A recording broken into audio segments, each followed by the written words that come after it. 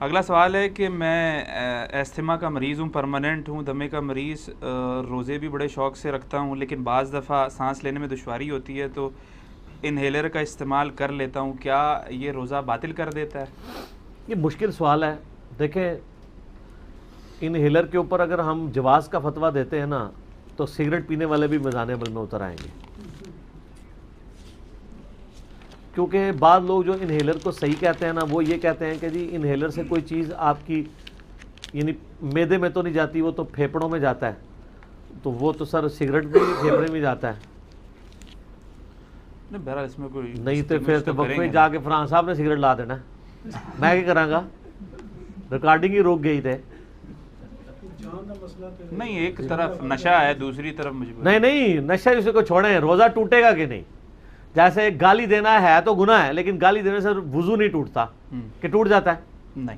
غیبت کرنا گناہ کبیرہ ہے، لیکن غیبت کرنے سے وضو نہیں ٹوٹے گا. اس وقت جو ہے نا وہ ٹیکنیکل ڈسکشن ہو رہی ہے روزہ توڑنے کے اعتبار سے. سگریٹ پینا صحیح ہے غلط ہے؟ وہ تو ہم کہتے ہیں غلط ہے، لیکن اس سے روزہ ٹوٹے گا یا نہیں؟ کیونکہ یہ بھی آپ انہیل کر رہے ہیں جس طرح کہ انہیلر کر رہے ہیں، وہ بیماری کی وجہ سے کر رہے ہیں، وہ بھی کہیں گے کہ جی ہمیں بھی مسئلہ ہے، ساڈا بھی کام چالو نہیں ہوتا جو تک پیئیں گے نہیں. کتنے لوگ ہیں وہ افطاری سگریٹ سے کرتے ہیں، وہ کہتے ہیں نہیں معدہ ہی نہیں چلتا، حالانکہ ان کا وہم ہے، اس طرح نہیں ہوتا. انتہائی نقصان دہ چیز ہے سگریٹ، تو یعنی سختی سے اس کو منع کرتے ہیں. تو انہیلر کے اوپر آ جائیں. اب آپ انہیلر کا جو مسئلہ ہے نا، اب چونکہ قرآن پاک میں لا یکلف اللہ نفسا الا وسعها، اللہ تعالیٰ کسی جان پہ اس سے بڑھ کے بوجھ نہیں ڈالتا. اب یہ کیٹاسٹرافک کنڈیشن میں اگر کوئی شخص دمے کا مریض ہے اور اس کو بھی ہر دفعہ نہیں، کبھی کبھار ضرورت پڑتی ہے انہیلر لینے کی، اگر وہ اتنا انہیلر لے لیتا ہے سانس کو جاری کرنے کے لیے، تو اجتہاداً اس کا روزہ ٹوٹنا نہیں چاہیے، کیونکہ وہ شرعی ایک مریض ہے. کئی ایک چیزیں تو ہم ویسے بھی انہیل کر رہے ہوتے ہیں، جیسے گاڑیوں کا دھواں.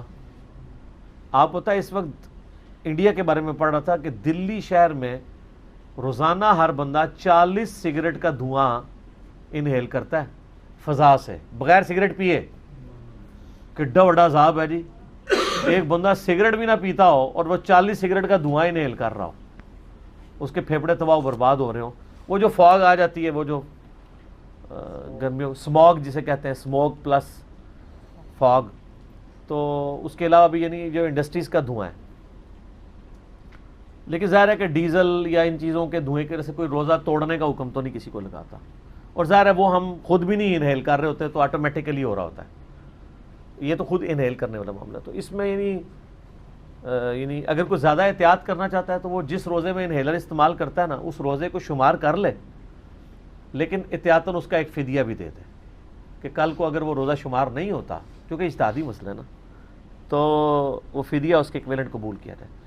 باقی جو پرماننٹلی مریض ہیں ان کے لیے تو کوئی مسئلہ نہیں. اب شوگر کا مریض ہے وہ روزہ چھوڑ بھی سکتا ہے، اس کے لیے تو یہ جو ہم حدیثیں سنتے رہتے ہیں کہ انما الاعمال بالنیات، تو یہ یہاں اپلائی نہیں ہوتا اتنی کیٹاسٹرافی کنڈیشن پر؟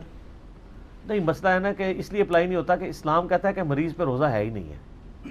قرآن پاک میں جو سورۃ البقرہ میں آیا نا، 2 لوگوں کو روزہ چھوڑنے کی اجازت ہے، ایک مسافر کو ہے، ایک مریض کو، کہ وہ مؤخر کر سکتا ہے.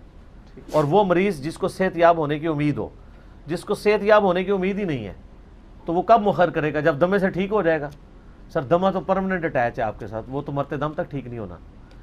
مؤخر کب کرے گا بندہ؟ جو قرآن پاک میں ہے کہ مسافر ہوگا اور مریض، جب وہ ٹھیک ہو جائے گا اور سفر سے واپس آ جائے گا.